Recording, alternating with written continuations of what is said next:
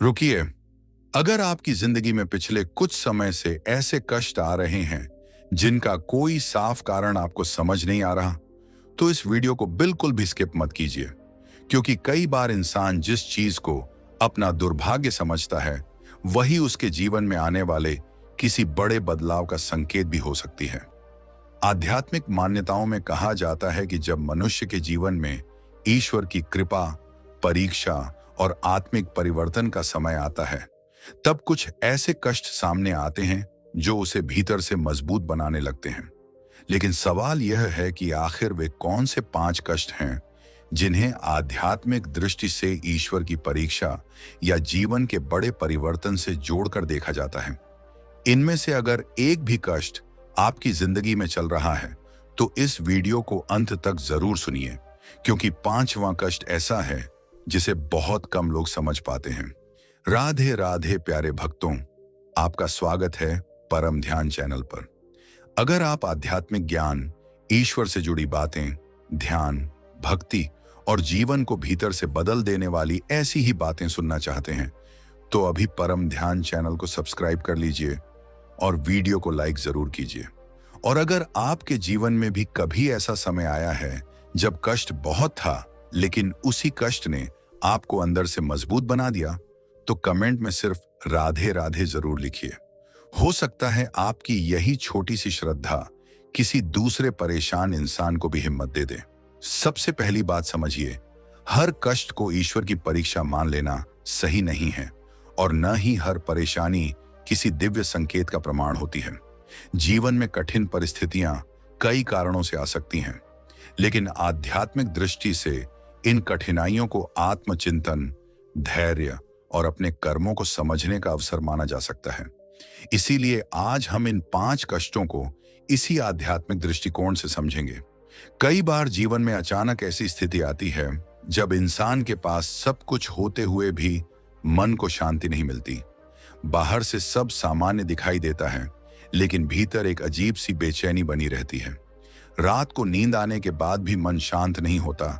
अकेले बैठने पर विचार बढ़ जाते हैं और बार बार मन किसी अनजानी दिशा में जाने लगता है। आध्यात्मिक दृष्टि से इसे आत्मचिंतन का समय माना जा सकता है। यह जरूरी नहीं कि यह ईश्वर का कोई निश्चित संकेत हो, लेकिन यह जरूर हो सकता है कि आपका मन आपको अपने जीवन, अपनी आदतों और अपनी प्राथमिकताओं पर ध्यान देने के लिए मजबूर कर रहा हो। ऐसे समय में इंसान अक्सर पूछता है, मेरे साथ ही ऐसा क्यों हो रहा है? मेरी जिंदगी में इतनी परेशानियां क्यों आ रही हैं? लेकिन शायद सवाल थोड़ा बदलने की जरूरत है। मेरे साथ ऐसा क्यों हो रहा है के बजाय अगर आप पूछें, मैं इस परिस्थिति से क्या सीख सकता हूं, तो आपका नजरिया बदलना शुरू हो जाता है। कष्ट तुरंत खत्म हो जाए ये जरूरी नहीं, लेकिन कष्ट को देखने का आपका तरीका बदल सकता है, और यहीं से एक बहुत बड़ा आध्यात्मिक परिवर्तन शुरू हो सकता है।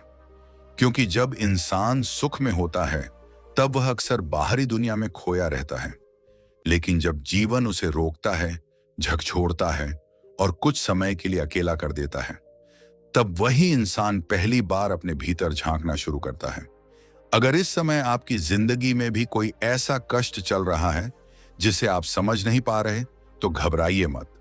अपने मन को शांत कीजिए, गलत निर्णय लेने से बचिए और अपनी परिस्थिति को समझने की कोशिश कीजिए।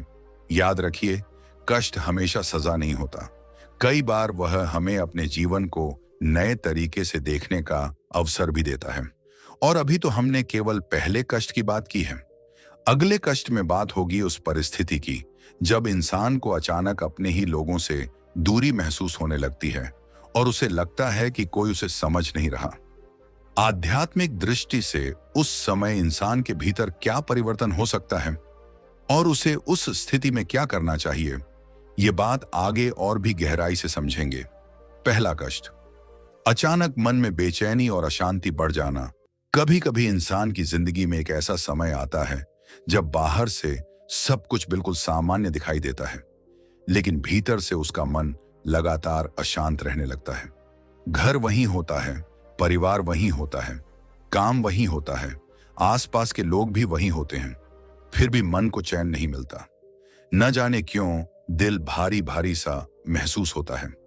छोटी छोटी बातें मन में जगह बनाने लगती हैं और इंसान बार बार उन्हीं बातों के बारे में सोचता रहता है। रात को शरीर थका हुआ होता है, आंखें बंद करने का मन करता है, लेकिन जैसे ही बिस्तर पर लेटते हैं, विचारों का सिलसिला शुरू हो जाता है। एक विचार खत्म नहीं होता कि दूसरा विचार सामने आ जाता है।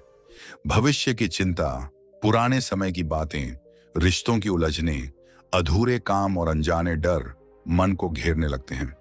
कई बार इंसान खुद से पूछता है कि आखिर मेरे साथ ऐसा क्यों हो रहा है? मेरे पास तो सब कुछ है, फिर भी मुझे शांति क्यों नहीं मिल रही?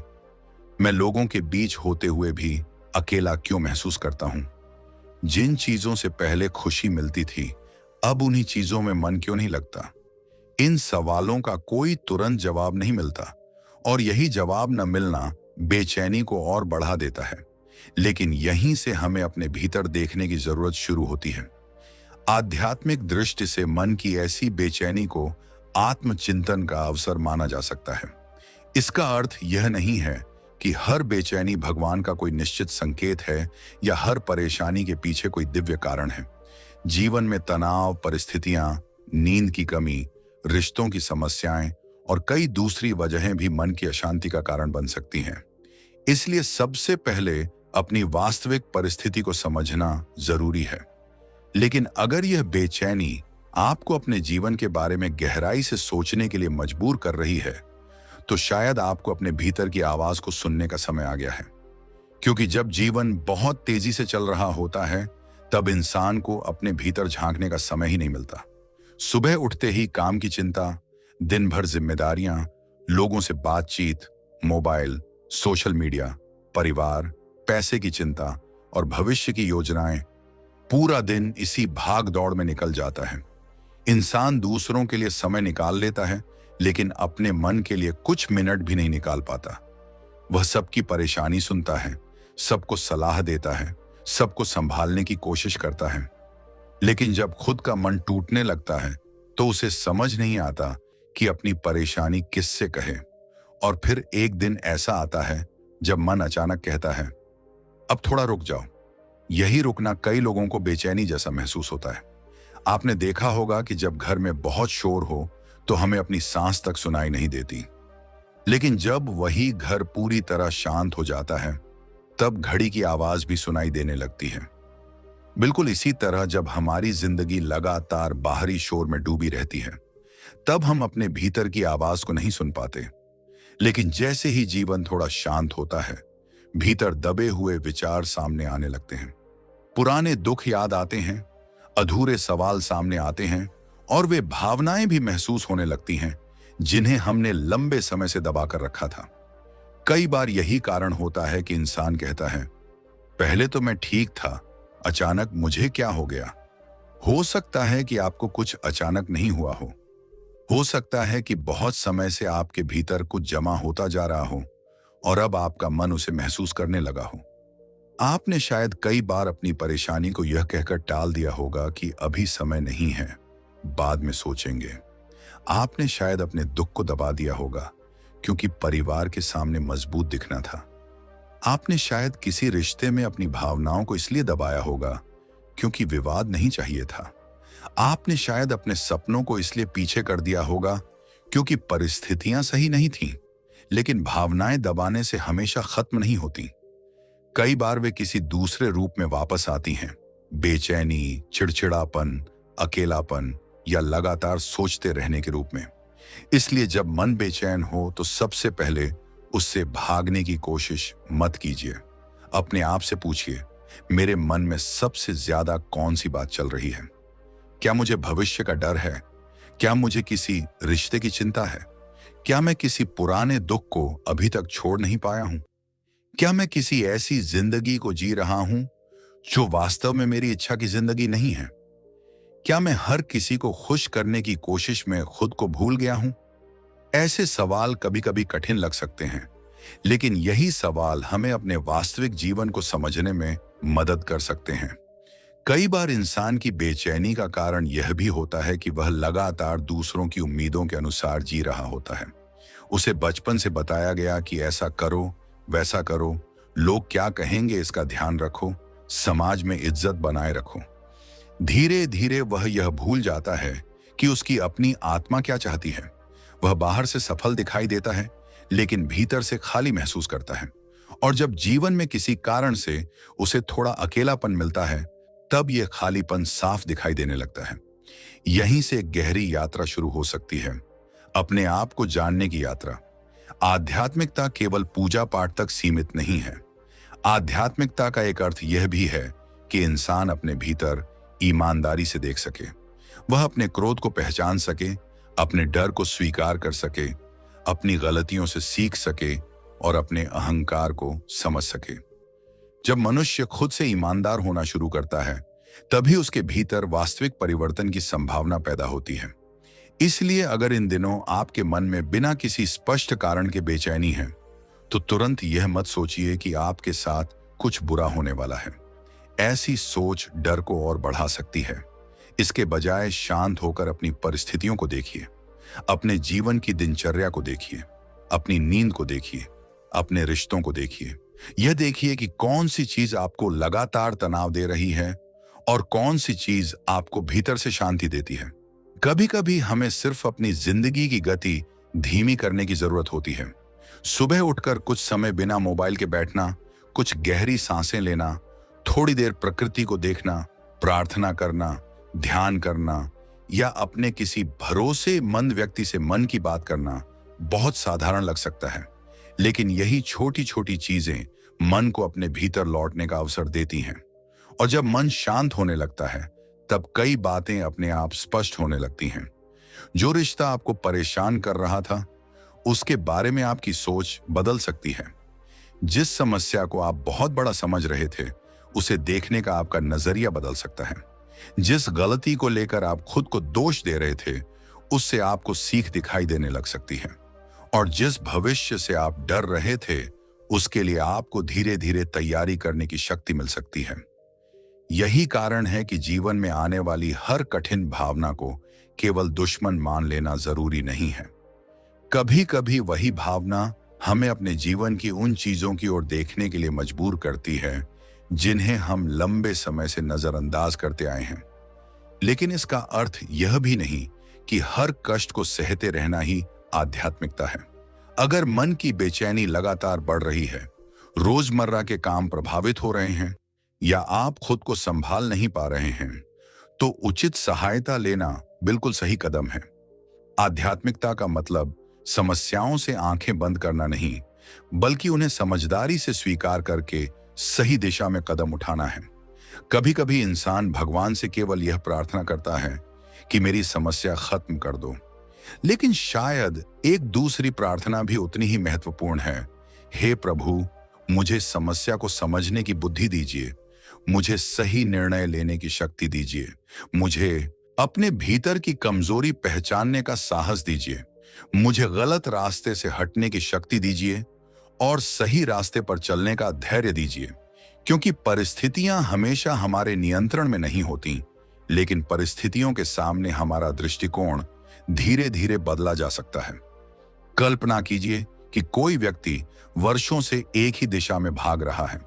उसे लगता है कि बस थोड़ा और पैसा मिल जाए, थोड़ा और सम्मान मिल जाए, थोड़ा और सफलता मिल जाए, फिर उसे शांति मिल जाएगी। लेकिन जैसे जैसे उसकी इच्छाएं पूरी होती जाती हैं, नई इच्छाएं सामने आती जाती हैं। वह एक मंजिल तक पहुंचता है तो दूसरी मंजिल दिखाई देने लगती है। इसी दौड़ में उसका मन थक जाता है।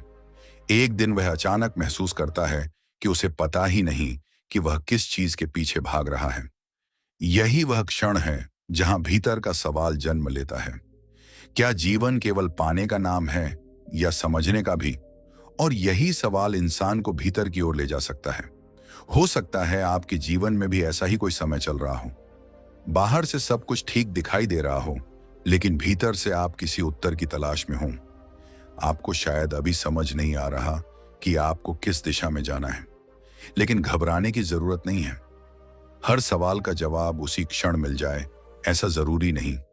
कुछ उत्तर समय देता है, कुछ अनुभव देता है, और कुछ उत्तर तब मिलते हैं जब मन धीरे धीरे शांत होना शुरू करता है। इसलिए अपने मन को समय दीजिए। हर विचार का जवाब तुरंत मत खोजिए। हर परेशानी को तुरंत खत्म करने की कोशिश मत कीजिए।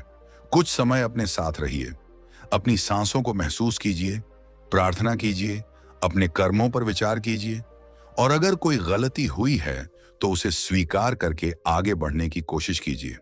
क्योंकि मन की शांति का अर्थ यह नहीं कि जिंदगी में कोई समस्या नहीं होगी। मन की शांति का अर्थ यह हो सकता है कि समस्याओं के बीच भी इंसान अपने भीतर संतुलन बनाए रखना सीख जाए। याद रखिए, कष्ट हमेशा सजा नहीं होता और बेचैनी हमेशा विनाश का संकेत नहीं होती। कभी कभी कठिन समय हमें रोकता है ताकि हम उस दिशा को देख सकें जिसमें हम वर्षों से बिना सोचे चले जा रहे थे। कभी कभी मन की अशांति हमें यह बताती है कि हमें अपनी जिंदगी में कुछ बदलने की जरूरत है, और कभी कभी वही बेचैनी इंसान को पहली बार सच्ची शांति की तलाश में लेकर जाती है। अगर आज आपका मन भी किसी अनजानी बेचैनी से गुजर रहा है तो खुद को कमजोर मत समझिए, खुद को दोष मत दीजिए। पहले अपने भीतर झांकिए और समझने की कोशिश कीजिए कि आपके मन में वास्तव में चल क्या रहा है। हो सकता है आपको किसी पुराने दुख को स्वीकार करना हो सकता है किसी गलत आदत को छोड़ना हो सकता है किसी रिश्ते के बारे में नया निर्णय लेना हो सकता है आपको अपनी दिनचर्या बदलनी हो, और हो सकता है कि आपको सिर्फ कुछ समय रुककर अपने मन की आवाज सुननी हो। क्योंकि कई बार जिस शांति को हम पूरी दुनिया में खोजते रहते हैं उसकी शुरुआत हमारे अपने भीतर से होती है। और जब इंसान अपने भीतर के शोर को समझना शुरू करता है तभी वह धीरे धीरे उस शांति की तरफ बढ़ता है जिसकी उसे वर्षों से तलाश थी। यही पहला कष्ट हमें एक गहरी सीख देता है। जब मन अचानक बेचैन होने लगे तो केवल परिस्थितियों को बदलने की कोशिश मत कीजिए, कभी कभी अपने भीतर देखने की भी जरूरत होती है। दूसरा कष्ट, अपने ही लोगों से दूरी और अकेलापन महसूस होना। कभी कभी जीवन में ऐसा समय आता है जब इंसान को सबसे ज्यादा तकलीफ किसी बाहरी दुश्मन से नहीं बल्कि अपने ही लोगों से मिलने वाली दूरी से होती है। जिन लोगों के साथ कभी घंटों बातें होती थीं, जिनके सामने दिल की हर बात कहने में संकोच नहीं होता था, अचानक उन्हीं लोगों से मन दूर होने लगता है। बातचीत कम हो जाती है, मिलने का मन नहीं करता, और कई बार ऐसा लगता है जैसे सामने वाला व्यक्ति पास होकर भी बहुत दूर चला गया है। इंसान के मन में एक सवाल बार बार उठता है, आखिर ऐसा क्यों हो रहा है? क्या मेरी गलती है? क्या लोग बदल गए हैं? या फिर मेरी जिंदगी ही किसी नए मोड़ पर पहुंच रही है? यह स्थिति बहुत गहरी हो सकती है, क्योंकि अकेलापन केवल लोगों के आसपास न होने का नाम नहीं है। कई बार भीड़ के बीच बैठा हुआ इंसान भी भीतर से अकेला होता है। उसके आसपास दर्जनों लोग होते हैं, लेकिन उसे लगता है कि उसकी बात को वास्तव में समझने वाला कोई नहीं है। वह मुस्कुराता है, सामान्य तरीके से बातचीत करता है, लेकिन भीतर एक खालीपन बना रहता है। उसे लगता है कि वह अपने मन की बात किससे कहे, किसके सामने अपने आंसू रखे और किसे बताए कि उसके भीतर वास्तव में क्या चल रहा है। कई बार यह दूरी अचानक नहीं बनती, धीरे धीरे छोटी छोटी घटनाएं जमा होती रहती हैं।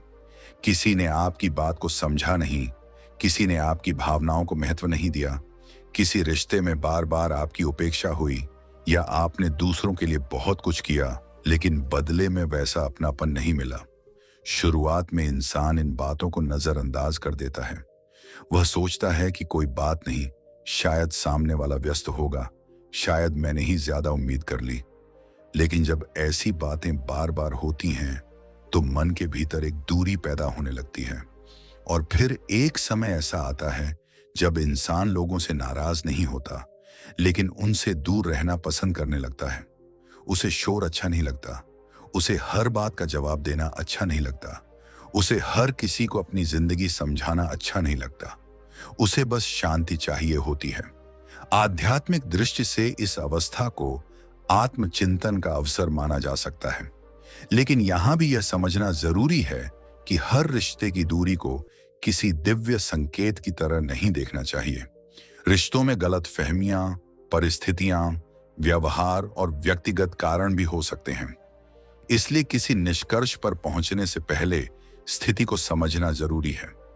लेकिन अगर आपके जीवन में बार बार ऐसे अनुभव हो रहे हैं जहां आपको महसूस होता है कि आप लोगों के बीच रहकर भी भीतर से अकेले हैं, तो शायद आपको अपने रिश्तों के साथ साथ अपने भीतर की अपेक्षाओं को भी देखना चाहिए।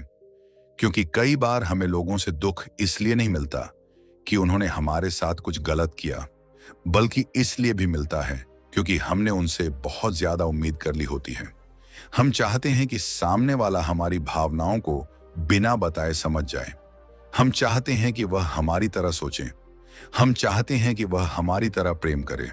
हम चाहते हैं कि जब हमें जरूरत हो तो वह हमेशा हमारे पास रहे। लेकिन हर इंसान की सोच, परिस्थिति और भावनात्मक क्षमता अलग होती है।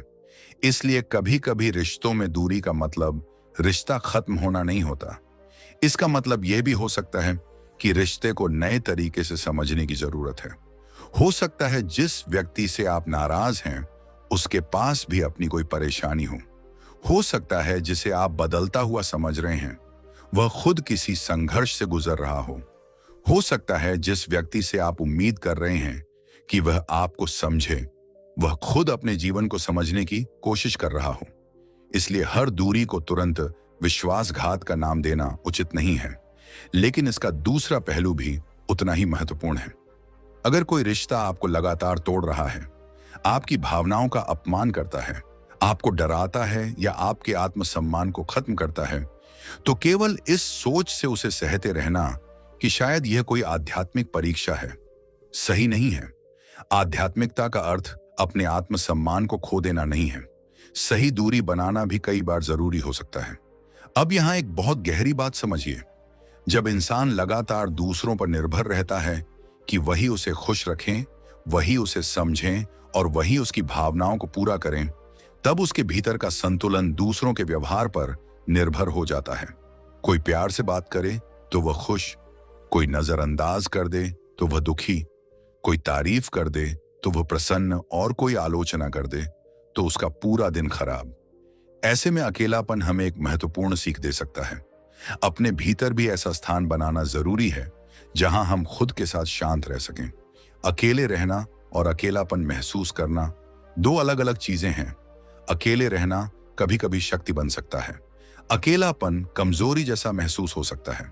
जब आप अकेले होते हैं लेकिन आपका मन शांत है, तब वही समय आत्मचिंतन का समय बन सकता है।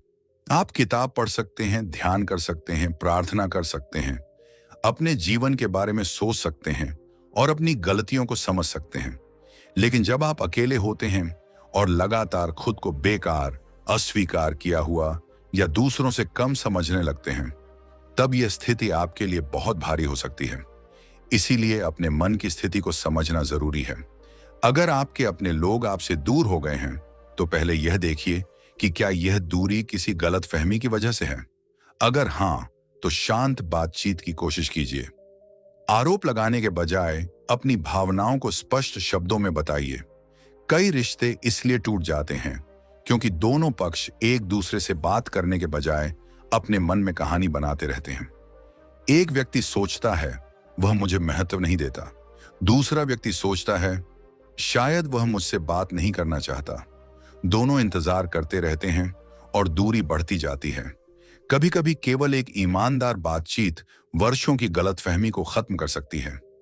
लेकिन अगर बातचीत के बाद भी सामने वाला आपको लगातार अपमानित करता है, आपकी सीमाओं का सम्मान नहीं करता या बार बार आपको चोट पहुंचाता है, तो वहां अपनी सीमाएं तय करना जरूरी है। आध्यात्मिक जीवन का अर्थ यह नहीं कि आप हर व्यक्ति को अपने जीवन में बनाए रखें। आध्यात्मिकता का अर्थ यह भी हो सकता है कि आप समझें कि किसके साथ प्रेम रखना है, किससे दूरी रखनी है और किसके लिए अपने मन में क्षमा रखनी है। क्योंकि क्षमा का अर्थ हमेशा वापस उसी रिश्ते में जाना नहीं होता। कई बार क्षमा का अर्थ होता है मैं तुम्हारे कारण अपने मन को और परेशान नहीं करूंगा, मैं तुम्हारे प्रति घृणा लेकर आगे नहीं बढ़ूंगा, मैं तुम्हें बदलने की कोशिश नहीं करूंगा, मैं अपनी शांति को तुम्हारे व्यवहार के हवाले नहीं करूंगा। और यहीं से मन धीरे धीरे हल्का होने लगता है। कई बार जीवन हमें उन लोगों से दूर कर देता है जिनसे हम बहुत ज्यादा जुड़े हुए थे। उस समय हमें लगता है कि सब कुछ खत्म हो गया, लेकिन समय बीतने के बाद समझ आता है कि उस दूरी ने हमें अपने बारे में बहुत कुछ सिखाया। हमने सीखा कि हम किस तरह के रिश्ते चाहते हैं। हमने सीखा कि हमारी सीमाएं क्या हैं। हमने सीखा कि हमें दूसरों से प्रेम करते हुए खुद को खोना नहीं चाहिए। और सबसे बड़ी बात, हमने सीखा कि हमारी पूरी जिंदगी किसी एक व्यक्ति के व्यवहार पर निर्भर नहीं हो सकती। आपका मूल्य इस बात से तय नहीं होता कि कितने लोग आपको पसंद करते हैं। आपकी कीमत इस बात से तय नहीं होती कि कितने लोग आपको समझते हैं। आपकी आत्मा का मूल्य किसी दूसरे इंसान की राय से कम नहीं हो जाता। अगर कोई आपको समझ नहीं पाया, तो इसका अर्थ यह नहीं कि आप समझने योग्य नहीं हैं। अगर कोई आपको छोड़कर चला गया, तो इसका अर्थ यह नहीं कि आप प्रेम के योग्य नहीं हैं। अगर कुछ रिश्ते टूट गए, तो इसका अर्थ यह नहीं कि आपकी पूरी जिंदगी टूट गई। कभी कभी रिश्तों का टूटना हमें अपने भीतर के उस हिस्से से मिलाता है जिसे हमने दूसरों की स्वीकृति के पीछे छिपा दिया था। यही कारण है कि जीवन का दूसरा कष्ट, अपने ही लोगों से दूरी और अकेलापन, बहुत गहरा अनुभव हो सकता है। ये इंसान को मजबूर कर सकता है कि वह खुद से एक ऐसा रिश्ता बनाए जिसे उसने वर्षों से नजरअंदाज किया था। जब रात में सब सो जाते हैं और आप अकेले होते हैं, तब अगर आपके भीतर से कोई आवाज आती है कि अब मुझे खुद को समझना है, तो उस आवाज को दबाइए मत। शांत होकर बैठिए, अपने जीवन को देखिए। सोचिए कि कौन से रिश्ते आपको प्रेम देते हैं और कौन से रिश्ते आपको लगातार तोड़ते हैं। सोचिए कि आप किन लोगों के लिए खुद को बदलते रहे और किन लोगों के सामने आप वास्तव में अपने जैसे रह सके। और फिर अपने आप से एक प्रश्न पूछिए, अगर दुनिया में कोई मुझे जज न करे, तो मैं अपने जीवन को किस तरह जीना चाहूंगा? यह प्रश्न बहुत कुछ बदल सकता है, क्योंकि कई बार हम लोगों से दूर इसलिए नहीं होते कि लोग बदल गए हैं, बल्कि इसलिए भी कि अब हम पहले जैसे नहीं रहे। हमारी सोच बदल गई है, हमारी प्राथमिकताएं बदल गई हैं, हमारी इच्छाएं बदल गई हैं। जिन बातों में पहले खुशी मिलती थी, अब उनमें मन नहीं लगता। जिन चीजों को पहले बहुत महत्वपूर्ण समझते थे, अब वे छोटी लगने लगती हैं। यह परिवर्तन जीवन का स्वाभाविक हिस्सा हो सकता है। इसलिए अगर आज आपके जीवन में कुछ रिश्तों की दूरी आपको परेशान कर रही है, तो तुरंत अपने आप को दोष मत दीजिए। पहले समझिए कि वास्तव में क्या हुआ है। जहां सुधार की संभावना है, वहां संवाद कीजिए। जहां गलती हुई है, वहां स्वीकार कीजिए। जहां क्षमा जरूरी है, वहां क्षमा कीजिए। और जहां दूरी आपके लिए जरूरी है, वहां अपनी सीमाओं को सम्मानपूर्वक बनाए रखिए। अपने मन को यह विश्वास दिलाइए कि आपकी शांति किसी दूसरे व्यक्ति की मौजूदगी पर निर्भर नहीं है। आप अकेले होकर भी अधूरे नहीं हैं। आपका जीवन किसी एक रिश्ते से बड़ा है। आपका भविष्य किसी एक व्यक्ति के निर्णय से तय नहीं होता। और आपका आध्यात्मिक मार्ग केवल इस बात पर निर्भर नहीं करता कि आपके आसपास कितने लोग हैं। कभी कभी भीड़ हमें खुद से दूर कर देती है, और कभी कभी अकेलापन हमें खुद के करीब ले आता है। इसलिए अगर जीवन में यह दूसरा कष्ट आया है, तो इसे केवल दर्द की तरह मत देखिए। इसे समझने की कोशिश कीजिए। हो सकता है यह समय आपको सिखा रहा हो कि दूसरों से प्रेम करते हुए खुद से प्रेम करना भी जरूरी है।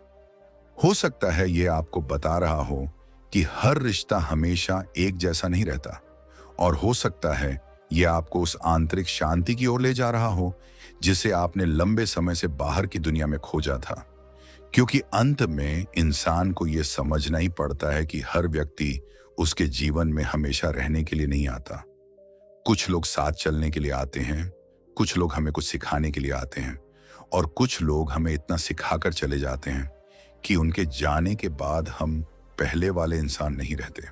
और शायद यही इस दूसरे कष्ट की सबसे गहरी सीख है। दूरी हमेशा अंत नहीं होती। कभी कभी दूरी हमें अपने भीतर लौटने का रास्ता दिखाती है। तीसरा कष्ट, बार बार असफलता और कामों में रुकावट आना। कभी कभी इंसान अपनी पूरी मेहनत करता है, पूरी ईमानदारी से कोशिश करता है, दिन रात मेहनत करता है, लेकिन फिर भी बार बार उसके काम बिगड़ने लगते हैं। एक काम पूरा होने वाला होता है और अचानक कोई नई परेशानी सामने आ जाती है। किसी अवसर की उम्मीद बनती है और आखिरी समय पर वह हाथ से निकल जाता है। जिस रास्ते पर सफलता दिखाई देती है, उसी रास्ते में अचानक कोई रुकावट खड़ी हो जाती है। तब इंसान के मन में सबसे पहला सवाल आता है, आखिर मेरे साथ ही ऐसा क्यों हो रहा है?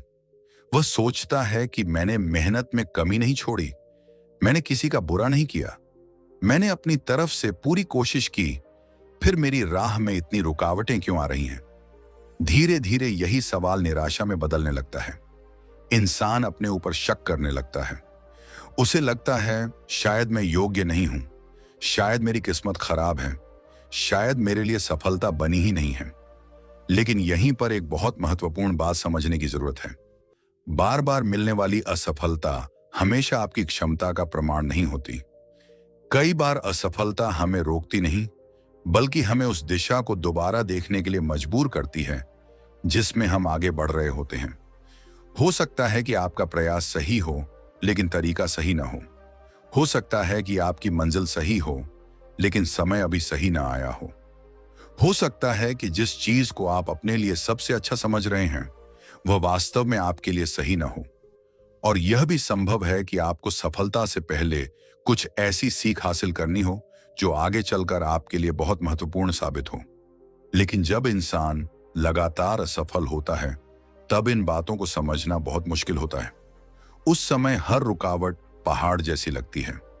एक छोटी सी समस्या भी बहुत बड़ी दिखाई देती है, क्योंकि पिछली असफलताओं का बोझ मन पर पहले से होता है। एक बार काम बिगड़ता है तो इंसान सोचता है कि शायद अगली बार ठीक हो जाएगा। दूसरी बार भी रुकावट आती है तो वह थोड़ा चिंतित होता है। तीसरी बार वही चीज होती है तो उसके भीतर डर पैदा होने लगता है। और जब बार बार ऐसा होता है, तब इंसान कोशिश करने से पहले ही हार मानने लगता है। यही वह जगह है जहां हमें रुककर अपने मन को संभालना होता है, क्योंकि असफलता का सबसे बड़ा नुकसान हमेशा बाहर नहीं होता। असफलता का सबसे बड़ा नुकसान तब होता है जब वह इंसान के भीतर यह विश्वास पैदा कर देती है कि मैं कुछ कर ही नहीं सकता। एक बार रास्ता बंद हो जाए तो दूसरा रास्ता खोजा जा सकता है। एक बार अवसर निकल जाए तो दूसरा अवसर आ सकता है। एक बार योजना असफल हो जाए तो नई योजना बनाई जा सकती है। लेकिन अगर इंसान अपने ऊपर से विश्वास ही खो दे तो उसके लिए आगे बढ़ना बहुत मुश्किल हो जाता है। इसलिए अगर आपके जीवन में बार बार रुकावटें आ रही हैं, तो सबसे पहले अपनी मेहनत को बेकार मत समझिए। हो सकता है आपकी मेहनत आपको उस सफलता तक न ले गई हो जिसकी आपने कल्पना की थी, लेकिन उसने आपको अनुभव जरूर दिया है। हर असफल प्रयास कुछ ना कुछ सिखाता है। कभी वह बताता है कि कौन सी गलती दोबारा नहीं करनी है। कभी वह बताता है कि किस व्यक्ति पर भरोसा करना चाहिए और किस पर नहीं। कभी वह आपकी तैयारी की कमी दिखाता है और कभी वह आपकी कमजोरियों से आपका परिचय कराता है। आध्यात्मिक दृष्टि से भी जीवन की कठिन परिस्थितियों को आत्मचिंतन और धैर्य का अवसर माना जा सकता है। लेकिन यह कहना सही नहीं होगा कि हर असफलता ईश्वर द्वारा भेजी गई परीक्षा ही है। हमें अपनी वास्तविक परिस्थितियों, अपनी तैयारी, अपने निर्णय और अपने प्रयासों का भी ईमानदारी से मूल्यांकन करना चाहिए, क्योंकि कई बार हम अपनी असफलता का कारण भाग्य को बता देते हैं, जबकि असली कारण हमारी तैयारी की कमी हो सकती है। कभी हम कहते हैं कि समय खराब था, जबकि हमने सही समय पर सही कदम नहीं उठाया। कभी हम कहते हैं कि लोग हमारे खिलाफ थे, जबकि हमने अपनी बात ठीक तरीके से समझाई ही नहीं। कभी हम कहते हैं कि भगवान ने रास्ता बंद कर दिया, जबकि शायद हमें अपने तरीके को बदलने की जरूरत थी। इसलिए आध्यात्मिकता हमें केवल भाग्य के भरोसे बैठना नहीं सिखाती, वह हमें अपने कर्मों को देखने की प्रेरणा भी देती है। आपने देखा होगा कि एक किसान बीज बोने के बाद अगले दिन खेत खोदकर यह नहीं देखता कि बीज उगा या नहीं। वह पानी देता है, मिट्टी की देखभाल करता है और समय का इंतजार करता है। उसे पता होता है कि हर चीज का अपना समय होता है। उसी तरह जीवन में भी हर प्रयास का परिणाम तुरंत दिखाई नहीं देता, लेकिन इसका अर्थ यह भी नहीं कि केवल इंतजार करते रहना पर्याप्त है। किसान केवल प्रार्थना करके खेत में नहीं बैठता, वह मेहनत भी करता है। वह मिट्टी तैयार करता है, पानी देता है, फसल की रक्षा करता है और जरूरत पड़ने पर तरीका बदलता है। यही बात हमारे जीवन पर भी लागू होती है। प्रार्थना के साथ प्रयास चाहिए, विश्वास के साथ तैयारी चाहिए, धैर्य के साथ सही निर्णय चाहिए और असफलता के बाद दोबारा उठने का साहस चाहिए। कई बार इंसान को सफलता इसलिए नहीं मिलती क्योंकि वह अपनी पहली योजना से इतना जुड़ जाता है कि दूसरी संभावना को देखने के लिए तैयार ही नहीं होता।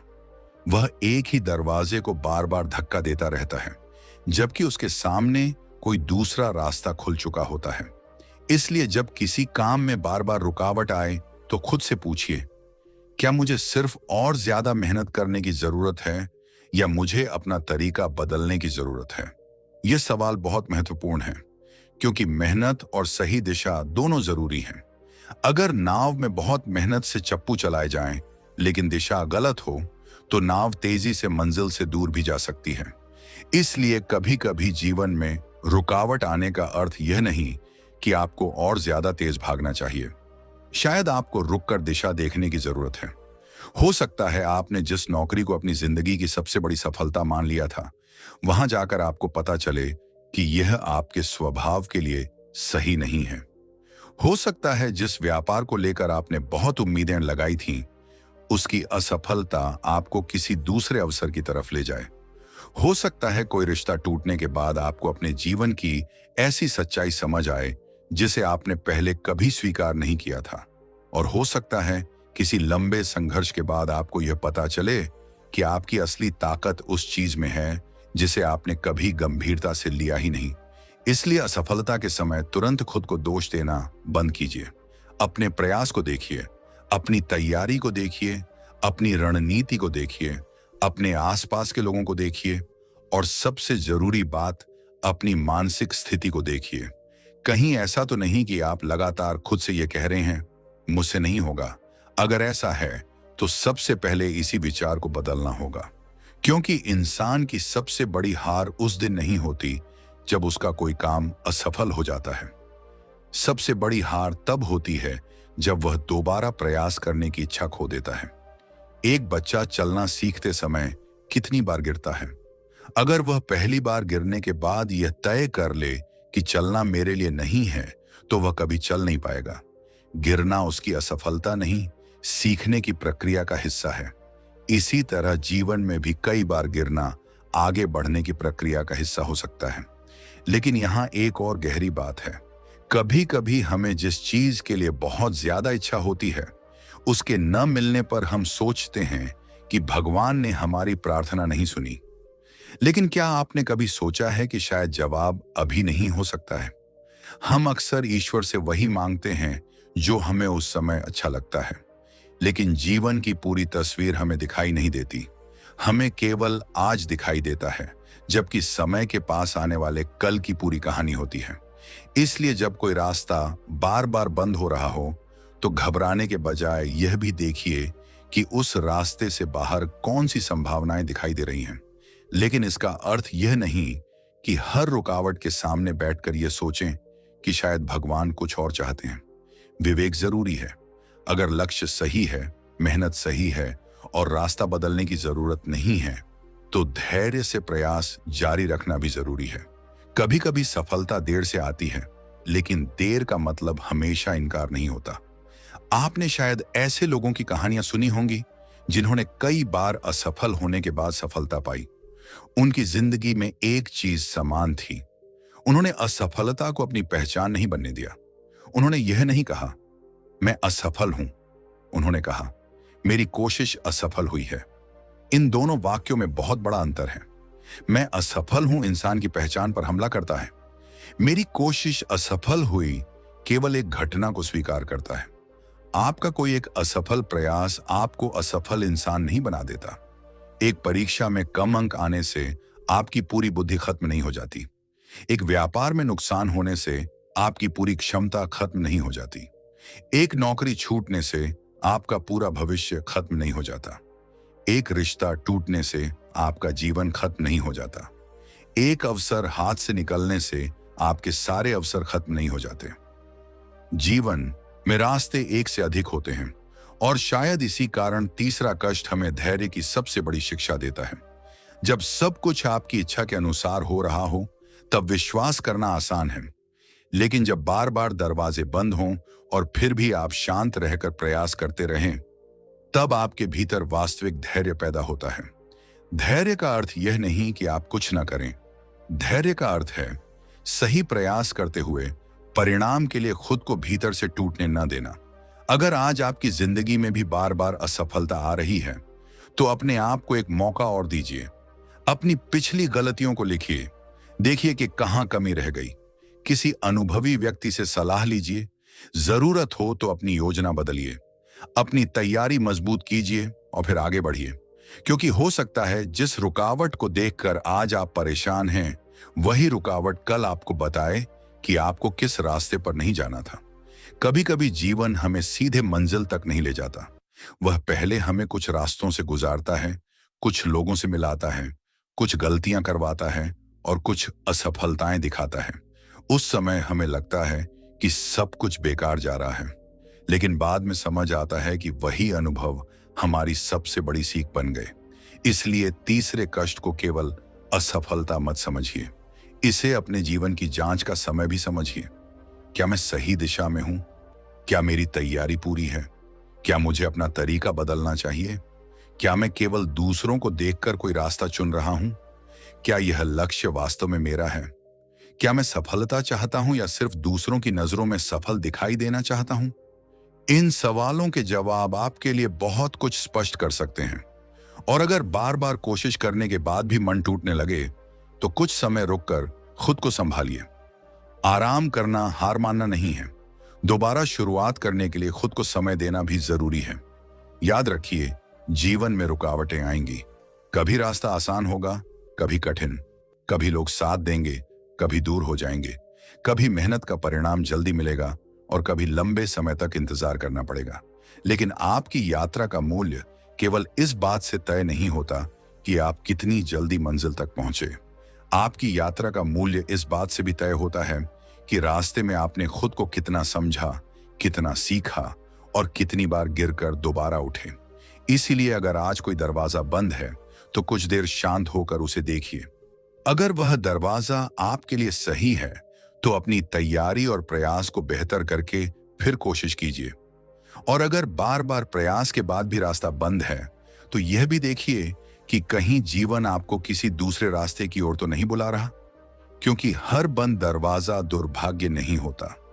कभी कभी बंद दरवाजा हमें गलत दिशा में जाने से रोकता है, और कभी कभी वही रुकावट हमें उस रास्ते पर ले जाती है जहां हमारी वास्तविक क्षमता हमारा इंतजार कर रही होती है। इसलिए अपने ऊपर विश्वास रखिए, लेकिन अपने तरीकों की जांच भी करते रहिए। ईश्वर पर भरोसा रखिए, लेकिन अपने कर्मों से पीछे मत हटिए। प्रार्थना कीजिए, लेकिन तैयारी भी कीजिए। धैर्य रखिए, लेकिन आवश्यकता पड़ने पर दिशा बदलने का साहस भी रखिए। क्योंकि सफलता केवल मंजिल तक पहुंचने का नाम नहीं है। कई बार असली सफलता यह होती है कि कठिन रास्तों से गुजरते हुए भी इंसान अपने भीतर की आशा को जीवित रखे। और यही तीसरे कष्ट की सबसे गहरी सीख है। बार बार आने वाली रुकावट आपको रोकने के लिए ही आई है, यह जरूरी नहीं। कभी कभी वह आपको सही दिशा दिखाने के लिए भी आती है। चौथा कष्ट, पुरानी इच्छाओं और मोह से भीतर से टूटने लगना। कभी कभी जीवन में एक ऐसा समय आता है जब इंसान के भीतर की बहुत पुरानी इच्छाएं धीरे धीरे कमजोर पड़ने लगती हैं। जिन चीजों को पाने के लिए वह वर्षों तक भागता रहा, जिन रिश्तों को लेकर वह बहुत ज्यादा भावुक था, जिन वस्तुओं को देखकर उसे लगता था कि इनके बिना जीवन अधूरा है, अचानक उन्हीं चीजों के प्रति उसका मोह कम होने लगता है। पहले जिस सफलता के लिए रात दिन मेहनत करता था, अब उसे पाने की इच्छा उतनी तीव्र नहीं रहती। पहले जिन लोगों की स्वीकृति उसके लिए बहुत मायने रखती थी, अब उनके सामने खुद को साबित करने की जरूरत महसूस नहीं होती। बाहर से देखने पर यह बदलाव छोटा लग सकता है, लेकिन भीतर से गुजरने वाले व्यक्ति के लिए यह बहुत गहरा अनुभव होता है। वह खुद से पूछने लगता है, मुझे क्या हो रहा है? मैं पहले जैसा क्यों नहीं रहा? जिन चीजों के लिए मैं इतना परेशान रहता था, अब वही चीजें मुझे उतनी महत्वपूर्ण क्यों नहीं लगती? क्या मेरी इच्छाएं खत्म हो रही हैं? क्या मैं जीवन से दूर होता जा रहा हूं? या फिर मेरे भीतर कोई ऐसा बदलाव हो रहा है जिसे मैं अभी समझ नहीं पा रहा? आध्यात्मिक दृष्टि से इस अवस्था को मोह और आसक्ति को समझने की प्रक्रिया के रूप में देखा जा सकता है। लेकिन यहां भी यह जरूरी है कि हर इच्छा का कम होना किसी आध्यात्मिक जागरण का प्रमाण नहीं है। जीवन में तनाव, थकान, निराशा या दूसरी परिस्थितियां भी इच्छाओं को प्रभावित कर सकती हैं। इसीलिए अपने अनुभव को समझना जरूरी है, उसे किसी एक निश्चित आध्यात्मिक निष्कर्ष में बांधना नहीं। लेकिन अगर यह बदलाव धीरे धीरे आपको अपने जीवन की सच्चाई समझने की ओर ले जा रहा है, तो यह आत्मचिंतन का एक महत्वपूर्ण अवसर हो सकता है। हम बचपन से बहुत सारी चीजों को अपना मानना सीखते हैं। ये मेरा घर है, ये मेरा परिवार है, ये मेरी सफलता है, ये मेरा सम्मान है, ये मेरा पैसा है, ये मेरा रिश्ता है, ये मेरी पहचान है। धीरे धीरे इन चीजों के साथ हमारा इतना गहरा लगाव हो जाता है कि हमें लगता है कि अगर इनमें से कोई एक चीज भी हमसे दूर हो गई तो हमारी जिंदगी खत्म हो जाएगी। लेकिन जीवन हमेशा हमारी इच्छा के अनुसार नहीं चलता। लोग बदलते हैं, रिश्ते बदलते हैं, परिस्थितियां बदलती हैं, शरीर बदलता है, पैसा आता है और जाता है, सफलता आती है और कभी कभी चली भी जाती है। और समय के साथ इंसान को यह समझ आने लगता है कि जिसे वह हमेशा के लिए अपना समझ रहा था, वह वास्तव में जीवन की यात्रा का केवल एक हिस्सा था। यही समझ कभी कभी बहुत दर्द देती है, क्योंकि मोह टूटना आसान नहीं होता। जिस व्यक्ति से हम बहुत ज्यादा जुड़े होते हैं, उससे दूरी बनना आसान नहीं होता। जिस सपने को हमने अपनी पूरी जिंदगी का लक्ष्य बना लिया हो, उसे बदलना आसान नहीं होता। जिस पहचान पर हमें गर्व था, उसे बाहर निकलना आसान नहीं होता। लेकिन कई बार जीवन हमें इसी बदलाव के सामने खड़ा कर देता है, और तब इंसान के भीतर एक संघर्ष शुरू होता है। एक तरफ पुरानी इच्छा उसे पीछे खींचती है, दूसरी तरफ भीतर से कोई आवाज कहती है, अब आगे बढ़ो। यही संघर्ष बहुत कष्टदायक हो सकता है। कई बार हम किसी ऐसी चीज को पकड़कर बैठे रहते हैं जो हमारे जीवन में अब पहले जैसी नहीं रही। कोई पुराना रिश्ता, पुरानी याद, पुरानी सफलता, पुरानी पहचान, या कोई ऐसा सपना जो अब हमारी वर्तमान परिस्थिति से मेल नहीं खाता। हम उसे छोड़ना नहीं चाहते, क्योंकि हमें लगता है कि उसे छोड़ दिया तो हमने अपने जीवन का एक हिस्सा खो दिया। लेकिन कभी कभी छोड़ना हारना नहीं होता, कभी कभी छोड़ना आगे बढ़ना होता है। यह बात समझने में इंसान को बहुत समय लग सकता है। आध्यात्मिक दृष्टि से मोह का अर्थ केवल किसी व्यक्ति से प्रेम करना नहीं है। प्रेम और मोह में अंतर समझना बहुत जरूरी है। प्रेम में दूसरे के सुख की कामना हो सकती है, लेकिन मोह में अक्सर यह डर जुड़ जाता है कि अगर यह चीज या व्यक्ति मेरे पास नहीं रहा तो मैं अधूरा हो जाऊंगा। प्रेम स्वतंत्रता देता है, जबकि अत्यधिक आसक्ति डर पैदा कर सकती है। यही कारण है कि कई बार इंसान किसी व्यक्ति से प्रेम करने के नाम पर अपने मन की शांति खो देता है। उसे हर समय डर रहता है कि सामने वाला उसे छोड़ ना दे। वह उसके संदेश का इंतजार करता है, उसके व्यवहार से अपना मूड तय करता है, उसकी तारीफ से खुश होता है और उसकी बेरुखी से टूट जाता है। ऐसी स्थिति में इंसान का पूरा भावनात्मक संतुलन दूसरे व्यक्ति के हाथ में चला जाता है, और जब किसी कारण से वह रिश्ता बदलता है तो इंसान को लगता है कि उसका पूरा जीवन टूट गया। लेकिन धीरे धीरे जब वह समझता है कि प्रेम का अर्थ खुद को खो देना नहीं है, तब उसके भीतर एक नई शांति जन्म लेने लगती है। इसी तरह सफलता के साथ भी होता है। कभी इंसान सोचता है कि अगर मुझे यह पद मिल गया, यह पैसा मिल गया, यह सम्मान मिल गया, यह प्रसिद्ध मिल गई, तो मैं हमेशा खुश रहूंगा। लेकिन लक्ष्य हासिल करने के कुछ समय बाद फिर कोई नया लक्ष्य सामने आ जाता है। खुशी थोड़ी देर रहती है और फिर मन अगली चीज के पीछे भागने लगता है। यह दौड़ कभी खत्म नहीं होती। एक इच्छा पूरी होती है तो दूसरी पैदा होती है, एक मंजिल मिलती है तो दूसरी दिखाई देती है। और अगर इंसान लगातार बाहरी उपलब्धियों से ही अपनी खुशी तय करता रहे तो भीतर की शांति हमेशा अधूरी रह सकती है।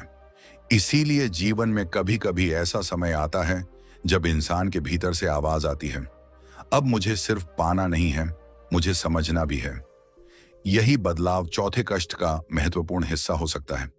पुरानी इच्छाओं का कमजोर होना हमेशा नकारात्मक नहीं होता। कभी कभी इसका अर्थ यह भी हो सकता है कि आपकी प्राथमिकताएं बदल रही हैं। पहले आपको दिखावा महत्वपूर्ण लगता था, अब सादगी अच्छी लगती है। पहले हर किसी से अपनी सफलता साबित करने की इच्छा होती थी, अब मन कहता है कि मुझे खुद पता है कि मैं कौन हूं। पहले दूसरों की तारीफ जरूरी लगती थी, अब भीतर की संतुष्टि ज्यादा महत्वपूर्ण लगने लगती है। यह परिवर्तन धीरे धीरे आता है, किसी एक दिन अचानक सब कुछ नहीं बदलता। धीरे धीरे इंसान को महसूस होता है कि जिन बातों के लिए वह पहले घंटों परेशान रहता था, अब उनके बारे में सोचकर भी मन उतना विचलित नहीं होता। पहले किसी की आलोचना उसे रात भर परेशान करती थी, अब वह सोचता है हर व्यक्ति की अपनी राय है। पहले किसी चीज के न मिलने पर उसे लगता था कि सब खत्म हो गया, अब वह सोचता है शायद कोई दूसरा रास्ता होगा।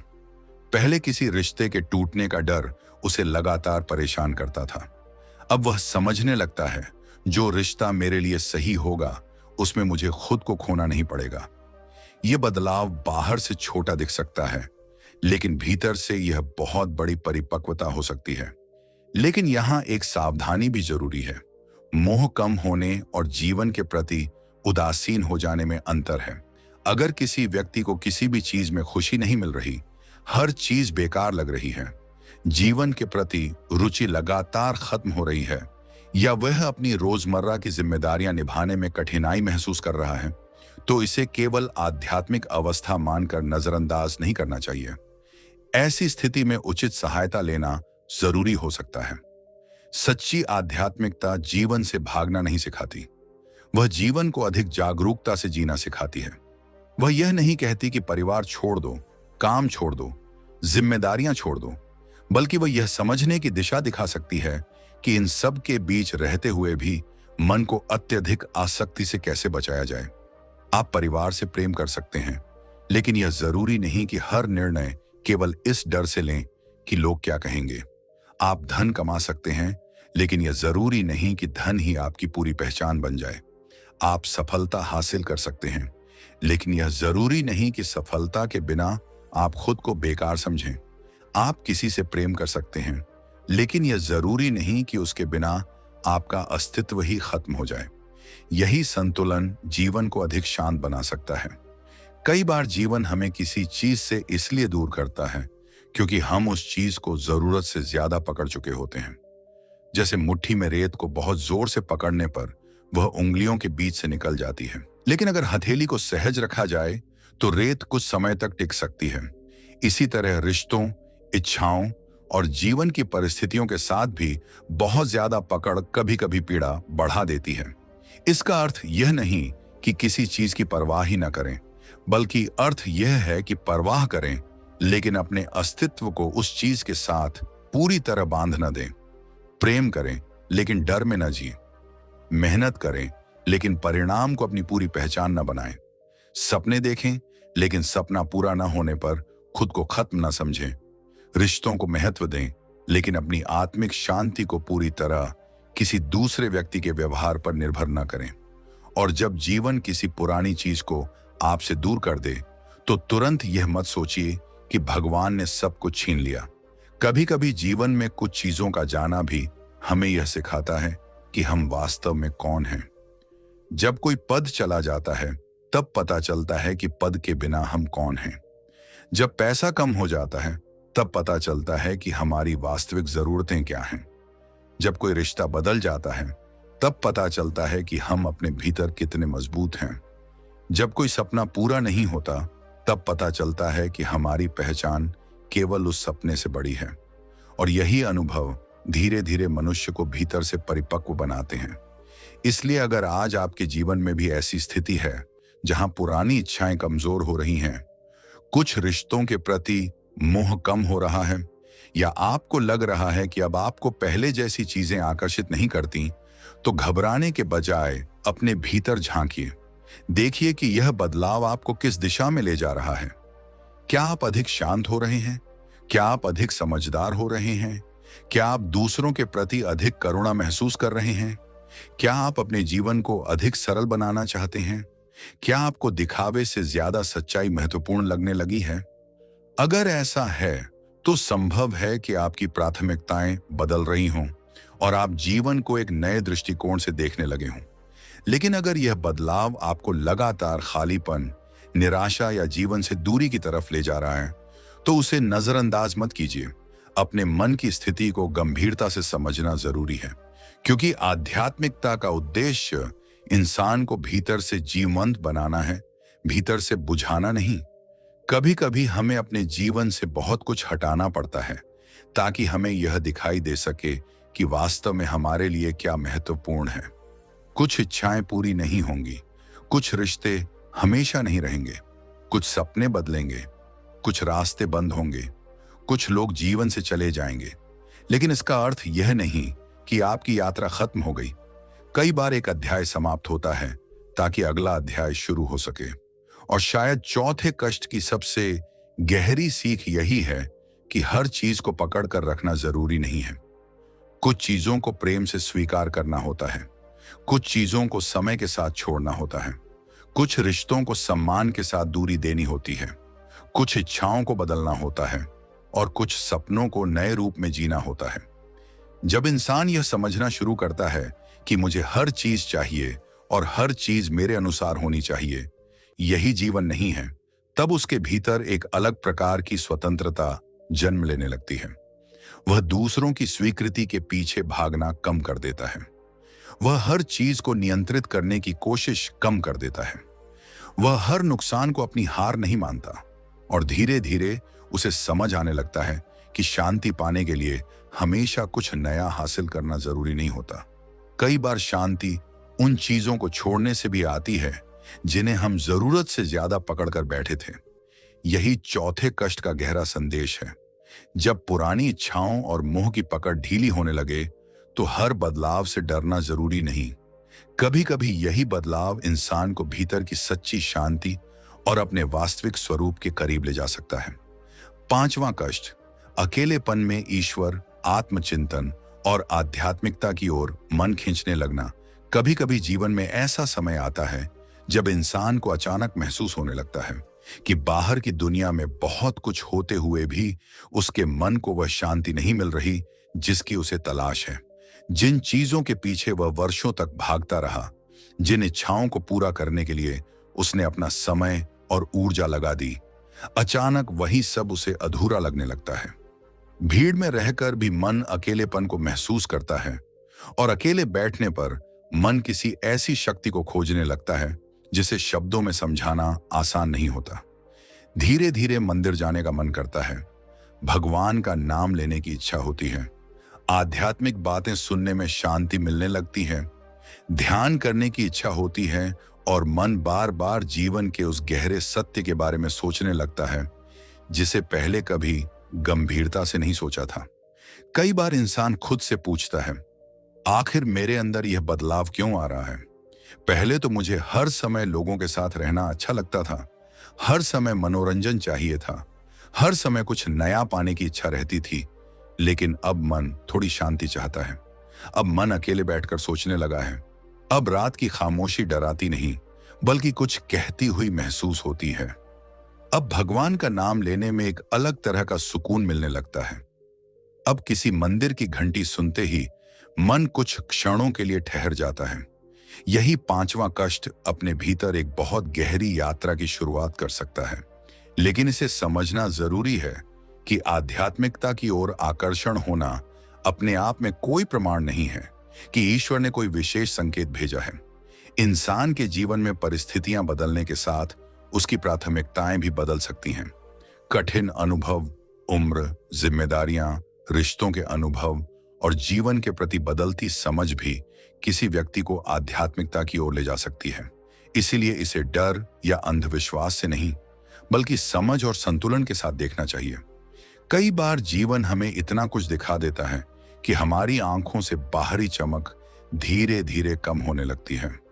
पहले पैसा ही सबसे बड़ी चीज लगता था, लेकिन किसी कठिन समय के बाद समझ आता है कि पैसा जरूरी है, लेकिन मन की शांति उससे अलग चीज है। पहले सम्मान बहुत महत्वपूर्ण लगता था, लेकिन कुछ अनुभवों के बाद समझ आता है कि दुनिया की तारीफ हमेशा स्थायी नहीं होती। पहले हर व्यक्ति को अपनी बात समझाना जरूरी लगता था, लेकिन धीरे धीरे मन कहता है कि हर किसी की स्वीकृति जरूरी नहीं। और फिर इंसान के भीतर एक नया प्रश्न जन्म लेता है, अगर बाहर की दुनिया मुझे पूरी तरह संतुष्ट नहीं कर सकती तो सच्ची शांति आखिर मिलेगी कहाँ? यही प्रश्न उसे भीतर की ओर ले जा सकता है। कभी वह ध्यान के बारे में सुनता है, कभी कोई आध्यात्मिक पुस्तक पढ़ता है, कभी किसी संत की वाणी सुनता है, कभी सुबह या रात में कुछ समय भगवान के सामने बैठता है, और धीरे धीरे उसे महसूस होता है कि कुछ मिनटों का शांत समय उसके पूरे दिन को बदल सकता है। पहले वह सोचता था कि शांति पाने के लिए बहुत कुछ हासिल करना पड़ेगा। अब उसे लगने लगता है कि शायद शांति के लिए कुछ समय खुद के साथ बैठना भी जरूरी है। यही बदलाव बहुत गहरा हो सकता है, क्योंकि मनुष्य हमेशा बाहर खोजता रहा है। सुख बाहर, सम्मान बाहर, सफलता बाहर, प्रेम बाहर, सुरक्षा बाहर। लेकिन आध्यात्मिक चिंतन उसे पहली बार यह सवाल पूछने पर मजबूर करता है कि क्या मेरे भीतर भी ऐसा कोई स्थान है जहां मैं बिना किसी डर के बैठ सकता हूं। जब इंसान अकेले बैठना सीखता है तो शुरुआत में उसे बहुत सारे विचार परेशान कर सकते हैं। उसे लगता है कि मैं शांत होने आया था, लेकिन मेरा मन तो और ज्यादा सोच रहा है। कभी पुरानी बातें याद आती हैं, कभी भविष्य की चिंता होती है, कभी किसी व्यक्ति की याद आती है, कभी कोई अधूरा काम सामने आ जाता है। लेकिन धीरे धीरे अगर वह धैर्य रखता है तो उसे समझ आने लगता है कि ध्यान का अर्थ विचारों को जबरदस्ती रोक देना नहीं है। ध्यान का अर्थ अपने विचारों को देखना और उनके साथ बह जाने के बजाय उन्हें समझना भी हो सकता है। आपके मन में विचार आए तो उन्हें आने दीजिए। कोई पुरानी याद आए तो उसे पहचानिए, कोई चिंता आए तो उसे समझिए, लेकिन हर विचार को सच मानकर उसके पीछे भागना जरूरी नहीं। यही अभ्यास धीरे धीरे मन को स्थिर करना सीख सकता है। कई बार इंसान भगवान को तब याद करता है जब उसके जीवन में सब कुछ ठीक नहीं होता। जब कोई समस्या आती है तब वह प्रार्थना करता है। जब कोई रिश्ता टूटता है तब भगवान के पास जाता है। जब कोई रास्ता बंद होता है तब मंदिर की ओर देखता है। लेकिन धीरे धीरे एक सुंदर परिवर्तन तब आता है जब इंसान भगवान को केवल समस्या के समय नहीं बल्कि शांति के समय भी याद करने लगता है। वह केवल मांगने के लिए प्रार्थना नहीं करता, वह धन्यवाद देने के लिए भी प्रार्थना करता है। वह केवल यह नहीं कहता कि मेरी समस्या दूर करो, वह यह भी कहता है जो मिला है उसके लिए धन्यवाद, और जो नहीं मिला उसके पीछे छिपे कारण को समझने की बुद्धि दीजिए। यहीं से भक्ति का भाव गहरा हो सकता है। कई बार इंसान सोचता है कि आध्यात्मिक बनने के लिए दुनिया छोड़नी पड़ेगी, लेकिन ऐसा जरूरी नहीं है। आप परिवार में रहकर भी आध्यात्मिक हो सकते हैं। आप अपना काम करते हुए भी ईश्वर को याद कर सकते हैं। आप अपने व्यवसाय, नौकरी और जिम्मेदारियों के बीच भी कुछ समय ध्यान और आत्मचिंतन के लिए निकाल सकते हैं। आध्यात्मिकता का अर्थ जीवन से भागना नहीं है। आध्यात्मिकता का अर्थ जीवन को एक गहरी समझ के साथ जीना भी हो सकता है। आप अपने परिवार से प्रेम करें, लेकिन उनके प्रति अत्यधिक भय में न जिएं। आप धन कमाएं, लेकिन धन को अपना पूरा अस्तित्व न बनाएं। आप सफलता के लिए मेहनत करें, लेकिन असफलता आने पर खुद को खत्म न समझें। आप रिश्तों को महत्व दें, लेकिन अपनी पूरी शांति किसी दूसरे व्यक्ति के व्यवहार पर निर्भर न करें। और सबसे महत्वपूर्ण बात, अपने भीतर एक ऐसा स्थान बनाएं जहां आप कुछ समय के लिए संसार के शोर से दूर हो सकें। कभी सुबह जल्दी उठकर शांत बैठना, कभी कुछ मिनट अपनी सांसों को देखना, कभी भगवान का नाम लेना, कभी कोई अच्छी आध्यात्मिक बात सुनना, कभी अपने दिन के बारे में सोचना कि आज मैंने किसका दिल दुखाया और किसके चेहरे पर खुशी लाई। ये छोटी छोटी बातें इंसान को अपने भीतर देखने की आदत दे सकती हैं, और जब इंसान भीतर देखने लगता है तब उसे अपने जीवन की कई सच्चाइयां दिखाई देने लगती हैं। उसे पता चलता है कि उसका सबसे बड़ा दुश्मन हमेशा कोई दूसरा व्यक्ति नहीं था।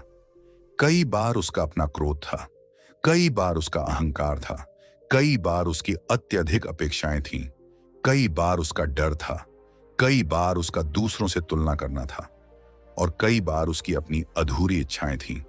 यह समझ आना आसान नहीं होता, लेकिन यही आत्मचिंतन का महत्वपूर्ण हिस्सा हो सकता है। कभी कभी मनुष्य पूरी दुनिया को बदलना चाहता है, लेकिन जब वह आध्यात्मिक चिंतन में जाता है तो समझता है कि शुरुआत खुद से करनी होगी। दूसरों से सम्मान चाहिए तो पहले दूसरों का सम्मान करना सीखना होगा। शांति चाहिए तो अपने भीतर के क्रोध को समझना होगा। प्रेम चाहिए तो केवल प्रेम मांगना नहीं, प्रेम देना भी सीखना होगा। संतोष चाहिए तो हर समय तुलना करना छोड़ना होगा। और ईश्वर के करीब जाना है तो केवल शब्दों में नहीं, अपने व्यवहार में भी करुणा, सत्य और विनम्रता लानी होगी। यही कारण है कि पांचवां कष्ट वास्तव में एक गहरी आंतरिक यात्रा बन सकता है, क्योंकि जब इंसान बाहरी चीजों से संतुष्ट नहीं होता, तब वह भीतर के प्रश्नों की ओर देखना शुरू करता है। लेकिन यहां भी एक सावधानी जरूरी है। आध्यात्मिकता के नाम पर अपनी जिम्मेदारियों से भागना उचित नहीं है। अगर परिवार आपकी जिम्मेदारी है, तो उसे छोड़ देना आध्यात्मिकता नहीं कहलाता। अगर आपका काम जरूरी है, तो काम से भागना समाधान नहीं है। अगर आपके जीवन में वास्तविक समस्याएं हैं, तो केवल मंत्र या प्रार्थना करके उन्हें नजरअंदाज करना भी सही नहीं है। प्रार्थना मन को शक्ति दे सकती है, लेकिन जीवन के जरूरी निर्णय हमें जागरूक होकर लेने होते हैं। ध्यान मन को शांत कर सकता है, लेकिन जरूरी परिस्थितियों का समाधान करने के लिए सही कदम भी उठाने पड़ते हैं। ईश्वर पर विश्वास रखिए, लेकिन अपने कर्मों से पीछे मत हटिए। यही संतुलन आध्यात्मिक जीवन को सुंदर बनाता है। कभी कभी अकेलेपन में इंसान को पहली बार यह एहसास होता है कि उसे लगातार किसी बाहरी आवाज की जरूरत नहीं है।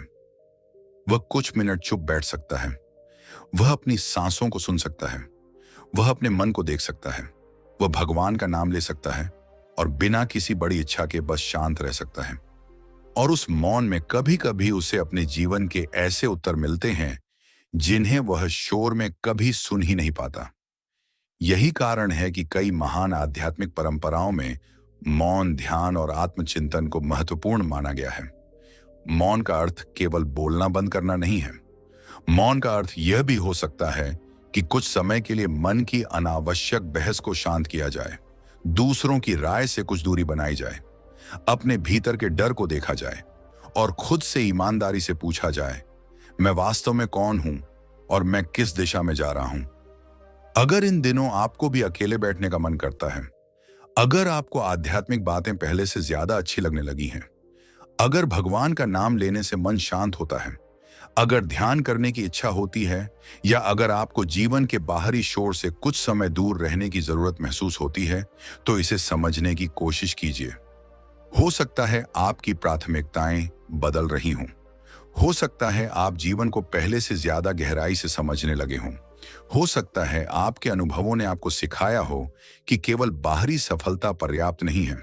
और हो सकता है कि अब आप उस शांति को खोज रहे हों जो किसी वस्तु, व्यक्ति या उपलब्धि से नहीं, बल्कि भीतर के संतुलन से आती है। लेकिन अगर अकेलापन आपको लगातार दुखी कर रहा है, आपको लोगों से पूरी तरह काट रहा है, या जीवन के प्रति आपकी रुचि कम कर रहा है, तो इसे केवल आध्यात्मिक अवस्था मानकर नजरअंदाज मत कीजिए। अपने भरोसेमंद लोगों से बात करना और जरूरत पड़ने पर उचित सहायता लेना भी उतना ही महत्वपूर्ण है। सच्ची आध्यात्मिकता इंसान को जीवन से जोड़ती है, उसे दूर नहीं करती। वह इंसान को अधिक करुणामय बनाती है, वह उसे अधिक धैर्यवान बनाती है, वह उसे अपने कर्मों के प्रति जागरूक बनाती है, वह उसे दूसरों की पीड़ा समझने की क्षमता देती है, और सबसे महत्वपूर्ण बात, वह उसे अपने भीतर की शांति से परिचित कराने की दिशा में ले जा सकती है। इसीलिए अगर जीवन का पांचवां कष्ट आपके सामने आया है और आपको लगता है कि अब आपका मन बार बार ईश्वर की ओर खींच रहा है, तो डरने की जरूरत नहीं है। अपने जीवन को संतुलित रखते हुए इस भावना को समझिए। थोड़ा समय प्रार्थना में दीजिए, थोड़ा समय आत्मचिंतन में दीजिए, अपने कर्मों को देखिए, अपने व्यवहार को देखिए, और धीरे धीरे यह समझने की कोशिश कीजिए कि आपके भीतर वास्तव में किस चीज की तलाश चल रही है। क्योंकि हो सकता है आप बाहर किसी चीज को खोज रहे हो, लेकिन आपके भीतर की तलाश किसी वस्तु की नहीं, शांति की हो सकता है आपको किसी नए व्यक्ति की नहीं, अपने भीतर के सच्चे स्वरूप से मिलने की जरूरत हो सकता है आपको दुनिया से दूर जाने की नहीं, दुनिया के बीच रहते हुए अपने मन को शांत करना सीखने की जरूरत हो। और शायद यही पांचवें कष्ट की सबसे गहरी सीख है। जब मन बार बार ईश्वर, ध्यान और आत्मचिंतन की ओर खींचने लगे, तो उस भावना को डर की तरह नहीं, बल्कि स्वयं को समझने और जीवन को अधिक जागरूकता से जीने के अवसर की तरह देखिए। तो प्यारे भक्तों, जीवन में आने वाले कष्टों को केवल परेशानी समझकर घबराइए मत, क्योंकि कई बार कठिन परिस्थितियां हमारे जीवन में एक ऐसी सीख लेकर आती हैं जिसे सुख के समय हम समझ ही नहीं पाते। जब सब कुछ हमारे अनुसार चलता है, तब हम अपने भीतर झांकना भूल जाते हैं। लेकिन जब परिस्थितियां बदलती हैं, जब रिश्तों में दूरी आती है, जब मेहनत के बाद भी सफलता देर से मिलती है, या जब मन के भीतर बहुत सारे सवाल उठने लगते हैं, तब इंसान पहली बार अपने वास्तविक जीवन और अपने भीतर की स्थिति को समझने की कोशिश करता है। हो सकता है आज आप भी किसी ऐसे दौर से गुजर रहे हों जहां आपको लग रहा हो कि आपकी जिंदगी में लगातार परेशानियां ही आ रही हैं। आपको लग रहा हो कि आपकी मेहनत का परिणाम नहीं मिल रहा, अपने लोग आपको समझ नहीं रहे, या मन के भीतर एक ऐसी बेचैनी है जिसका कारण आपको खुद समझ नहीं आ रहा। लेकिन ऐसे समय में अपने आप को कमजोर मत समझिए। जीवन की हर परिस्थिति हमें कुछ न कुछ सिखाने की क्षमता रखती है। जरूरी यह है कि हम उस परिस्थिति को किस नजरिए से देखते हैं। कभी कभी एक बंद रास्ता हमें दूसरी दिशा दिखाता है, कभी किसी रिश्ते की दूरी हमें अपने भीतर की ताकत समझाती है, कभी असफलता हमें अपनी गलती सुधारने का अवसर देती है, कभी कोई पुरानी इच्छा टूटती है तो हमें पता चलता है कि हमारी वास्तविक जरूरत क्या है, और कभी मन संसार के शोर से थककर शांति, ध्यान और ईश्वर की ओर मुड़ने लगता है। इसलिए जब जीवन कठिन हो जाए तो तुरंत यह मत सोचिए कि भगवान ने आपको छोड़ दिया है। हो सकता है आपको अभी परिस्थिति का कारण समझ नहीं आ रहा हो, लेकिन अपने कर्मों को देखिए, अपने निर्णयों को समझिए। जहां गलती हो वहां सुधार कीजिए, और जहां कुछ आपके नियंत्रण में नहीं है वहां धैर्य रखना सीखिए। ईश्वर से केवल यह मत मांगिए कि मेरी परेशानियां खत्म कर दीजिए। कभी कभी यह भी प्रार्थना कीजिए कि हे प्रभु, मुझे इतनी शक्ति दीजिए कि मैं कठिन परिस्थितियों में भी सही निर्णय ले सकूं। मुझे इतनी बुद्धि दीजिए कि मैं गलत और सही में अंतर समझ सकूं।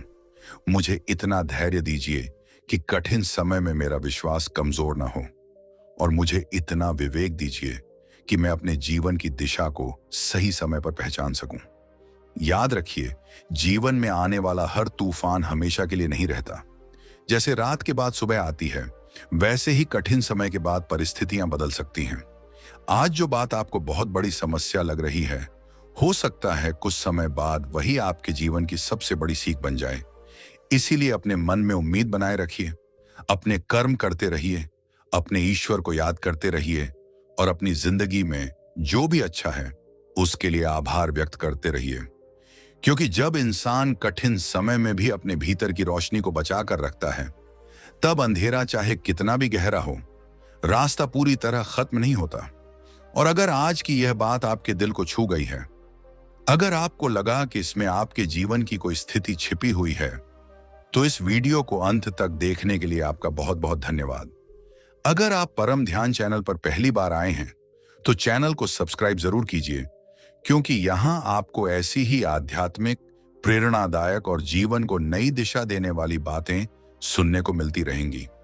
वीडियो पसंद आया हो तो इसे लाइक जरूर करें, और कमेंट में अपने ईश्वर का नाम या सिर्फ राधे राधे जरूर लिखें। आपकी एक छोटी सी प्रतिक्रिया इस चैनल को आगे बढ़ने में मदद करती है और हमें ऐसी ही आध्यात्मिक विषयों पर आपके लिए और बेहतर सामग्री लाने की प्रेरणा देती है। अगर आपके परिवार या परिचितों में कोई ऐसा व्यक्ति है जो इस समय किसी परेशानी, चिंता या कठिन दौर से गुजर रहा है, तो इस वीडियो को उसके साथ जरूर शेयर कीजिए। हो सकता है आपके द्वारा भेजी गई यह छोटी सी वीडियो उसके मन में थोड़ी उम्मीद और हिम्मत पैदा कर दे। परमात्मा आपके जीवन से हर नकारात्मकता को दूर करे, आपके मन को शांति दे, आपके घर में सुख समृद्धि बनाए रखे और आपको हर परिस्थिति में सही रास्ते पर चलने की शक्ति दे। राधे राधे प्यारे भक्तों।